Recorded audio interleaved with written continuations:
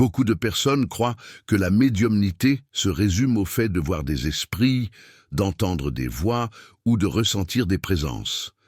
Elles pensent que plus les phénomènes sont nombreux, plus la connexion spirituelle est évoluée. Mais si cette croyance était justement ce qui empêche ce que vous recherchez le plus, une harmonie spirituelle réelle, profonde et transformatrice. Le problème ne réside pas dans les phénomènes eux-mêmes, mais dans l'illusion que ceux-ci, à eux seuls, indiquent une direction. La vérité, c'est que des milliers de personnes vivent des expériences médiumniques et restent pourtant perdues, confuses, sans boussole morale ni clarté intérieure. Pendant ce temps, d'autres, même sans manifestations spectaculaires, cultivent une conscience si élevée que leur simple présence diffuse de la lumière. Dans cette vidéo, vous allez comprendre pourquoi le véritable critère de l'harmonie spirituelle ne se trouve pas dans ce que l'on voit, mais dans ce que la conscience devient. Et cette compréhension peut transformer complètement votre manière d'avancer.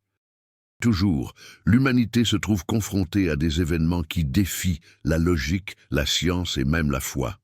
Des phénomènes médiumniques apparaissent dans différentes cultures, à différentes époques et dans des contextes variés, suscitant des réactions allant de la fascination totale au rejet catégorique.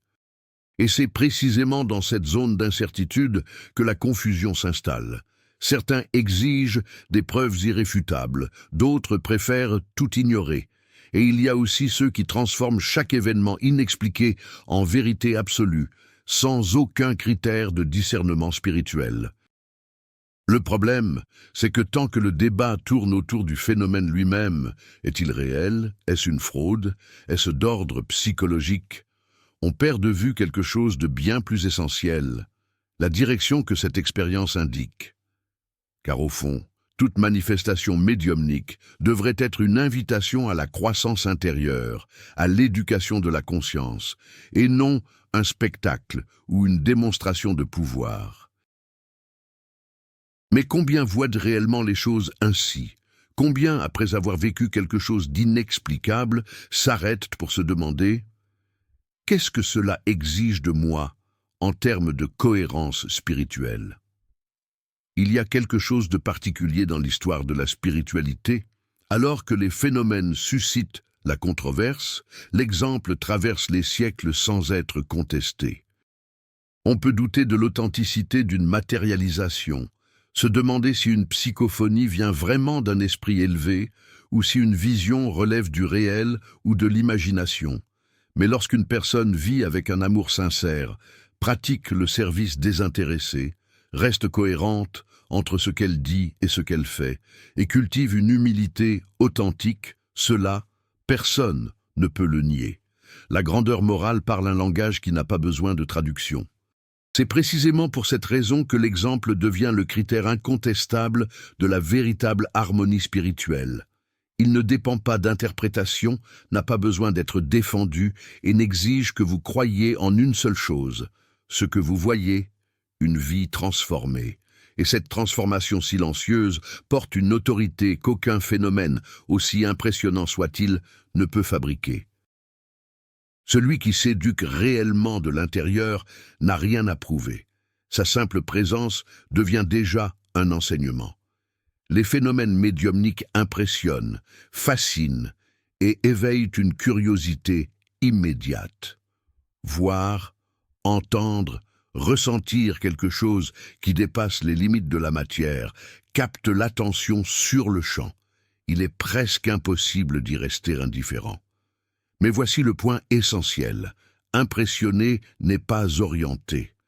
L'éclair impressionne aussi, pourtant personne ne s'en sert comme d'une boussole. De la même manière, une expérience médiumnique peut ébranler des repères mentaux, ouvrir des perspectives, confirmer la continuité de la vie, mais à elle seule, elle n'enseigne pas comment mieux vivre. Sans éthique spirituelle, sans éducation intérieure, sans cohérence entre ce qui est perçu et ce qui est vécu au quotidien, les phénomènes restent de simples événements isolés, des souvenirs marquants qui ne soutiennent pas une conscience en évolution. C'est comme avoir accès à une immense bibliothèque sans savoir lire. L'information est là, mais la transformation n'a pas lieu. Pourquoi ceux qui cherchent uniquement à répéter des expériences extraordinaires finissent par passer à côté de l'essentiel? Laisser ces expériences se transformer en discernement, en attitude juste, en service réel envers les autres.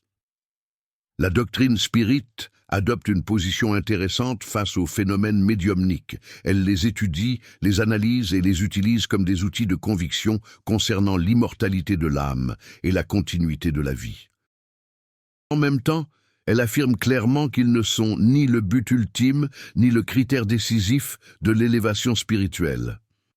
Ce sont des champs de recherche, des instruments d'apprentissage, mais ils ne remplacent jamais ce qui compte vraiment, la transformation morale, la cohérence entre le discours et les actes, l'engagement sincère au service d'autrui.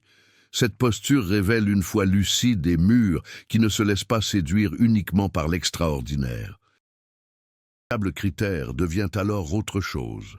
La valeur morale de celui qui vit ces phénomènes, la qualité de sa conduite, l'humilité avec laquelle il sert, et l'orientation de la conscience qu'il cultive jour après jour.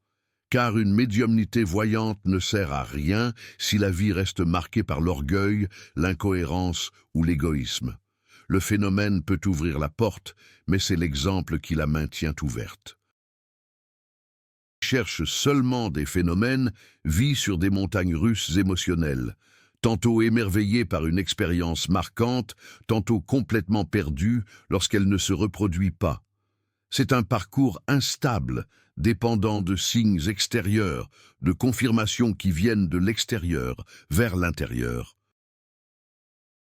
Qui cherche une direction, une éducation intérieure, une cohérence spirituelle, du discernement, découvre quelque chose de bien plus solide, une boussole intérieure qui fonctionne indépendamment des circonstances.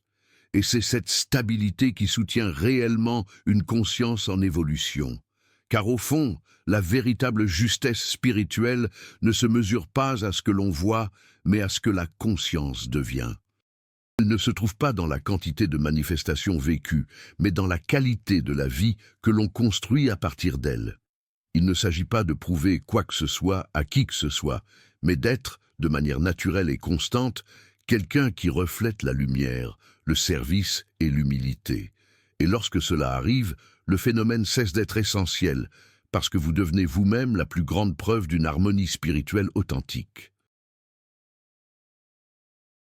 Alors, prenez un moment pour réfléchir honnêtement. Cherchez-vous des phénomènes ou cherchez-vous une transformation ? Votre chemin spirituel tourne-t-il autour d'expériences extraordinaires ou autour d'une véritable éducation intérieure? La réponse à ces questions définit entièrement le type de justesse spirituelle que vous êtes en train de construire.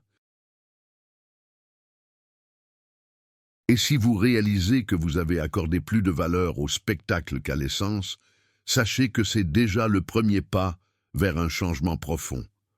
Reconnaître où l'on est pour savoir où aller.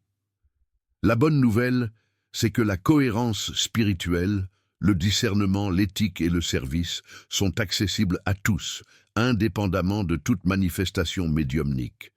Vous n'avez pas besoin d'attendre un phénomène pour commencer à vivre avec plus de conscience, plus d'amour, plus d'humilité.